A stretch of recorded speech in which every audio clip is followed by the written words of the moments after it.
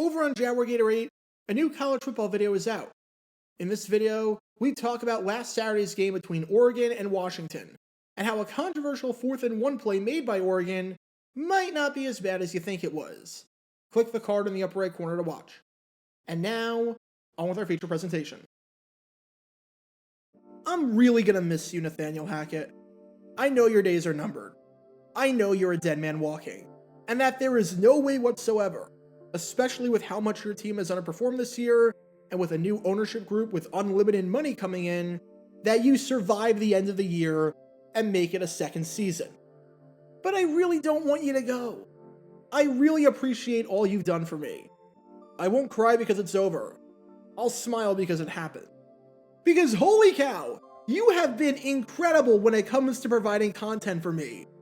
You make my job so easy on days like this. I think it's safe to say that you are, quite possibly, the worst in-game manager in the history of the NFL. No recency bias, no exaggeration, no nothing. You are about as bad of a decision maker that the NFL has ever seen. And if you're not the worst, because Pete McCauley of the 1978 San Francisco 49ers is a tough one to dethrone, you are definitely in the conversation for sure. Because somehow, you've done it again. For those who aren't watching this in the immediate aftermath of the game, here's a brief recap of how we got to this point. It's November 20th, 2022. It's week 11 of the NFL season, and we have an AFC West battle on our hands between the Denver Broncos and the Las Vegas Raiders. This is, on paper, without a doubt, one of the top 14 games of the week. Look, this season has not gone according to plan whatsoever for the Broncos, and I can't even try to pretend like this game has meaning, because they are so far back of a playoff spot, and their schedule, with 2 games left against the Chiefs and a game on the road against the Ravens, is absolutely brutal. So their season is toast. But if you win this one, at least you can keep the illusion alive that you've got a shot at making a run. Plus, it would be nice to get revenge on the Raiders after they beat you pretty handily earlier in the season. And so far, things are going alright for the Broncos. Thanks to a touchdown run by Latavius Murray midway through the first quarter, and a field goal by Brandon McManus, they led it 10-0 midway through the first half, and they never trailed at any point. And even though the Raiders tied it up and made it 10 apiece at the end of the third quarter, thanks to 2 fourth-quarter field goals from McManus, with one coming from 52 yards out, and the other coming from 48 yards out, the Broncos were holding on by the skin of their teeth to a 16-13 lead. The Raiders have used up all of their timeouts, so if you can get a first down here, then congratulations. You win the game, you improve to 4-6, and you send your fans home happy. And as we learned from their game earlier in the season, on Thursday Night Football against the Colts, when they were in a very similar scenario to this, nothing could possibly go wrong. But on 3rd and 10, for some reason, Russell Wilson, instead of just taking the sack and letting 40 seconds come off the clock, decides to throw it away. Remember the episode of The Fresh Prince of Bel-Air, when Will Smith burns down the kitchen? Letting Russ cook has gone about as well as that. This disaster forces the Broncos to punt the ball away to the Raiders, and gives the Raiders one more chance to tie the game and send it into overtime, or even potentially win it in regulation. Sure enough, it takes the Raiders 2 whole plays to get to midfield. And then, following a 43-yard pass by Derek Carr to Josh Jacobs, the Raiders are inside the red zone and are at the 7-yard line. At this point, the Broncos are in trouble. They're practically guaranteed to give up points unless there's a bad miscue on the part of the Raiders. Still, even though this is not ideal for the Broncos by any means, this isn't the end of the world. The Raiders don't have any timeouts here, so you have to figure that they're going to be spiking the ball here, since it is way too risky to actually try running a play no huddle in this spot with everyone all out of sorts from that last long play. And because the Raiders aren't going to go for it on 4th down, it means they've only got 2 shots at the end zone. So even though your defense is bending, they might not necessarily break. With that in mind, let's see how the Broncos handle this spot, where the Raiders are very clearly going to burn it down by spiking the football.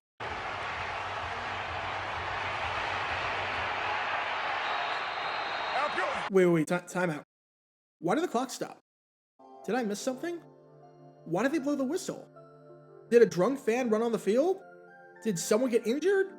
Did Josh McDaniels, in his stupidity, try to call a timeout, even though the Raiders had none left? Did they have to review something from the previous play that I completely missed? Did the chain crew stumble when running down the field? Or did one of the officials stumble and they had to get in position? I'm so confused. The clock should be running here. Why is it not moving? Why is it... Oh no. Oh no. Oh no, no, no, no, no, no, no. Don't even tell me. Don't even tell me Nathaniel Hackett just did what I thought he did. And a timeout used here potentially by Nathaniel Hackett. Welcome to Dumb Decisions. Before I break down what happened here, this whole series is about taking an in-depth look at decisions made during games that were clearly awful from the start. This isn't something I look bad in hindsight. Rather, this is something I look awful almost immediately. These are moves where your gut instinct tells you right away that there is no way this can possibly work. And sure enough, your gut instinct was smarter than that of an NFL head coach. And for this one, we're taking a look at the mind of Denver Broncos head coach Nathaniel Hackett. I mean, the man needs no introduction at this point. I feel like we've gotten to know each other pretty well. In fact, I'm kind of insulted I haven't been invited over to his house yet, or been asked to hang out with his friends, or been introduced to his family. That's how close this relationship seems to be at this point. Because this is, somehow, the 4th time I featured him on this segment, shattering the record for most appearances by one man in a single season. Some coaches go their entire career without ever having anything even remotely worthy of making it on here. And Hackett is doing this on a bi-weekly basis. It truly is amazing how bad he is at his job, especially since he hired Jerry Rossberg to help with game management, and since he turned over the play calling duties to quarterbacks coach and passing game coordinator Clint Kubiak. So I don't even know what he does anymore, outside of just shooting his team in the foot. So with that being said, let's take a look at why calling a timeout here, with the opposition about to spike the ball, is a really bad idea. Now there are two things that the Broncos could have done in this situation the moment that the Raiders got the first down and got down to the 7-yard line. Both of which I would have been perfectly fine with, and both of which I would not have criticized in the slightest bit, as even though there's no perfect scenario, they each have their pros and cons. Option 1, and what I would have done, is call the timeout right away. As soon as Jacobs goes down to the 7 with 48 seconds left, burn the second of your 3 timeouts. Again, this comes with pros and cons. The major con is that you allow the Raiders a chance to reset their offense, catch their breath, and talk things over without having to burn a timeout by spiking the ball. If you call the timeout right away, you increase your odds tremendously that the Raiders take the lead and score a touchdown, because they'll have 3 plays to get into the end zone, and they can truly draw something up on first down since they have extra time to work with. Plus, if you do this and call the timeout right away, and your defense gets a sack, then the Raiders aren't automatically pressed for time where they have to just send the field goal unit out there. There are obvious downsides to calling the timeout here right away with 48 seconds left. However, there is a major benefit to this, and this is why I would have done it. And that is the fact that you were just about guaranteed to get the ball back with enough time to mount a drive. If you allow a field goal, and the game is tied at 16, you know that in the mile-high altitude, that all McManus needs to get into field goal range is to get within 60 yards. So you won't have to go particularly far if you get the ball back. Thanks to calling a timeout, you'll have enough time to call a few plays, especially since you still have a timeout left. So you can use the middle of the field if it's there. Plus, it's not like if your defense somehow makes a miracle play and the Raiders don't score, that calling the timeout makes any difference with your odds of winning the game or not, since the Raiders have no timeouts. So regardless, you can take a knee and win it. The extra seconds don't matter. In short, the major con to calling a timeout right away is that you increase the odds that the Raiders score a touchdown. But the major pro is that you increase the likelihood that you get the ball back with a chance to win it in regulation. Option 2 is to not call a timeout at all, and just let the clock run and let the Raiders spike it. As you can probably expect, this option has the inverse pros and cons. The major pro to this option is that it forces the Raiders to burn their first down play, and they're too far back to even think about going for it on 4th down. This means that, for all intents and purposes, the Raiders, against the best defense in football, only have 2 shots at the end zone. That's it.